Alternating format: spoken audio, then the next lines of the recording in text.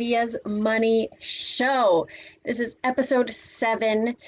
We we are talking. I am talking, hopefully you are seeing and hearing about the choices we make, not just about our money, because that's a really important part, staying on top of our money, managing things like that. Uh, but the choices we make about how we feel about money, because we do have that choice in every moment. So it's Olivia's Money Show. I am all about financial education. I want as many people on the globe to feel like money is something that gives them confidence, that adds to their lives in every way rather than feel like any kind of weight or burden or anxiety. So if that is not where you are right at this very moment of feeling completely confident, you are not alone, number one. And number two, in a few moments, we're going to play around with what if you did feel that way. So uh, I really spreading education about personal finances and wealth is what drives me. And also, I've been getting more into opening up discussion about how we got to where we are right now, historically, anthropologically, sociologically, all of those perspectives. So that's coming up more and more in some of the videos. And I look forward to anything anyone else has to add to that conversation too. Because where we are right now is money is so often thought of something either that other people are good at, or I've said that before, or something that we should know more about than we do. And there's this phrase floating around, that's a sociological thing I could look into, of when did this catchphrase start, financial freedom? And it's thrown around so easily. If you want financial freedom, then work with me. And I don't know what each person means who says it, but the way I think of it is financial freedom comes when you are in a place of openness such that you feel calm enough to even be aware of what your values are around money and what desires and needs you have that money can help meet. Because that feeling of tightness, what also in this new jargon, people talking about getting stuck in scarcity mindset, this feeling of tightness often just shuts people down before they can even think about what are their actual values. There's so often this kind of quick reaction that is just ingrained in people, as opposed to either it being, I can't afford that, or there are so many things that they've deprived themselves either over the years or that day. No, I shouldn't do that. I shouldn't eat this. I shouldn't buy that. And then the dam bursts and there's a giant spending spree. So all of those are reactions to either those feelings of tightness, anxiety, uncertainty.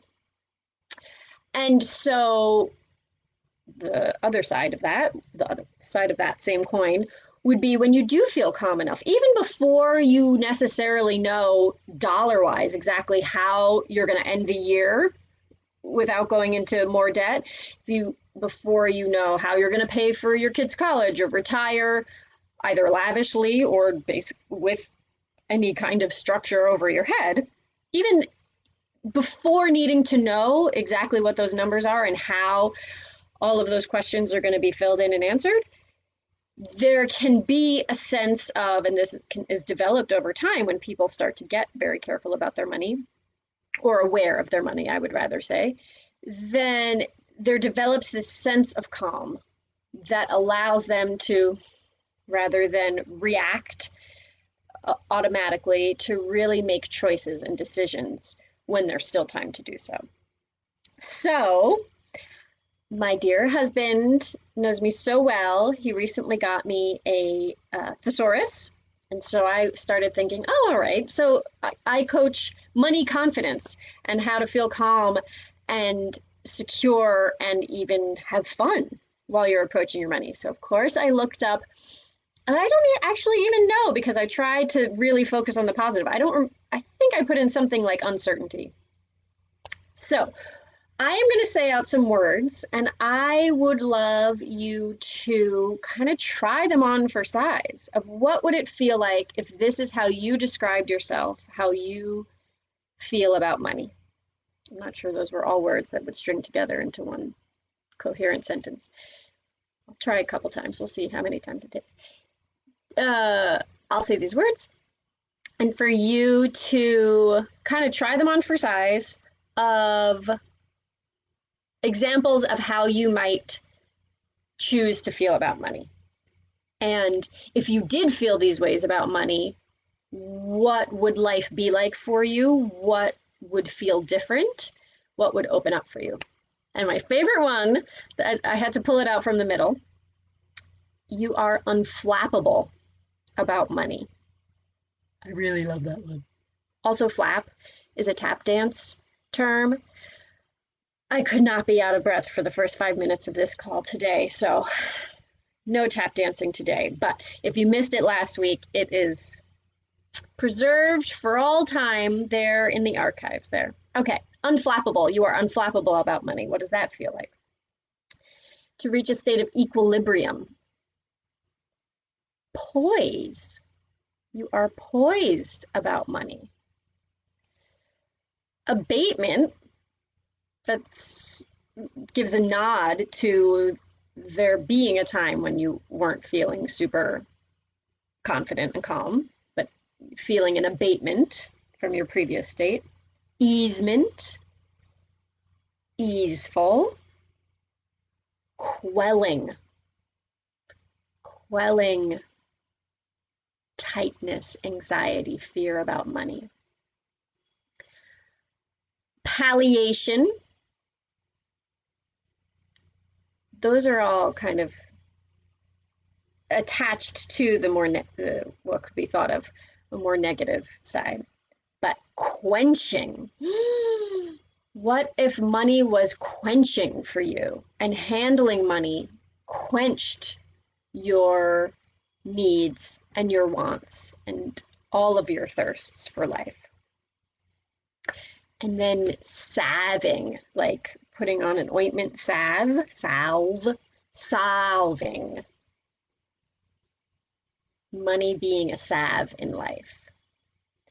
So those are some starting to go a little bit out there. I have a few more words at the end to try on.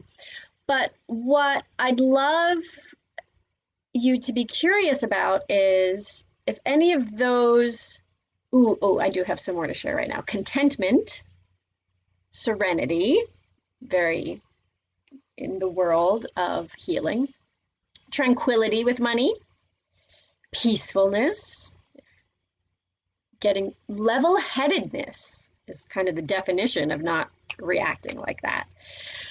Sureness, relaxedness, happiness, cool-headedness. When you're wearing a top hat, you are very cool-headed, or the opposite. And then it gets into certainty, pleasure, dealing with handling your money, talking about money, and trust.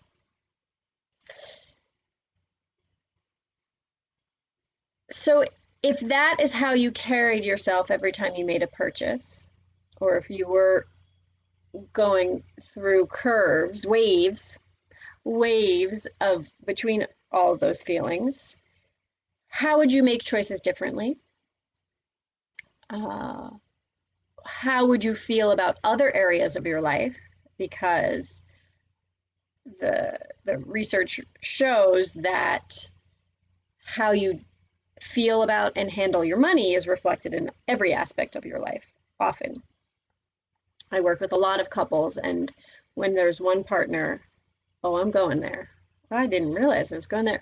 There's one partner that sometimes is more generous and feeling free flowing and giving with money as we start to talk, because I do a lot of relationship work and mediation, that's often reflected in the bedroom as well, sometimes even in the kitchen.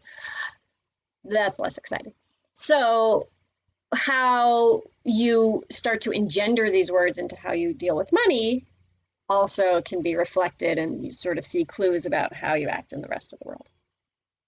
So, homework for this week, if you so choose, is to notice when you have different feelings from that, to read anything about money or look at anything about money or mention money to anyone and notice what comes up for you. Notice, or if you could watch previous videos of me. Oh, and if you do it on YouTube, please do subscribe, because that helps get it to more people and really spread this financial education. And it makes my ego feel very cool.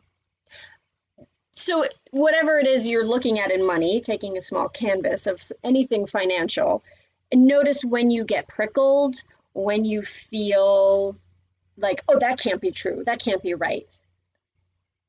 The homework, my invitation, is to lean into that and either read it again over and over again or listen to it over and over again and say, okay, so what is this really for me?